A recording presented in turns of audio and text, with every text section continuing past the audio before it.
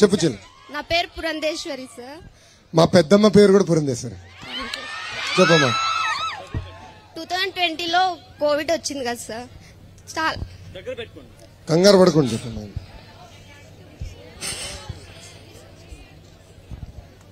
ధైర్యంగా ఉండమ్మా, బాధపడ. చెప్పు చెప్పు. అందులో మా డాడీ కూడా చనిపోయినాడు, కానీ గవర్నమెంట్ నుంచి మాకే వసతి కల్పించలేదు సార్. కరోనాలో పేరెంట్స్ చనిపోయారు సార్, ఫాదర్ చనిపోయారు. ఆ అమౌంట్ ఎక్కడ కూడా రాలేదు వీళ్ళకి. అనౌన్స్మెంట్ లో మాత్రమే జగన్ మాకున్న చెప్పారు. ఆస్తులన్నీ మా డాడీ కోసమే అమ్మేసుకొని అప్పులన్నీ కట్టేసుకున్నాం సార్. కానీ మా అమ్మకి ఇద్దరే కూతురు, నేను మా చెల్లెలి.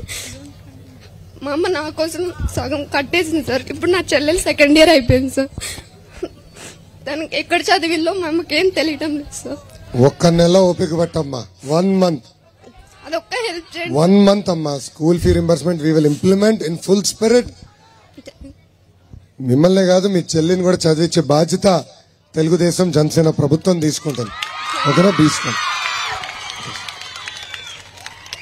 ఇప్పుడు వేదికపైకి నంద్యాల్ తెలుగుదేశం జనసేన పార్టీ ఎమ్మెల్యే అభ్యర్థిగా పోటీ చేస్తున్న ఫరూక్ గారిని, అదే విధంగా ఎంపీ అభ్యర్థిగా పోటీ చేస్తున్న బైరెడ్డి శబరిని వేదికపైకి రావాల్సిందిగా నేను కోరుతున్నా.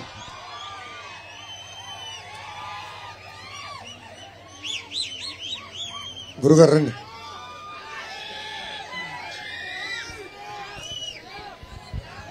2014 నుంచి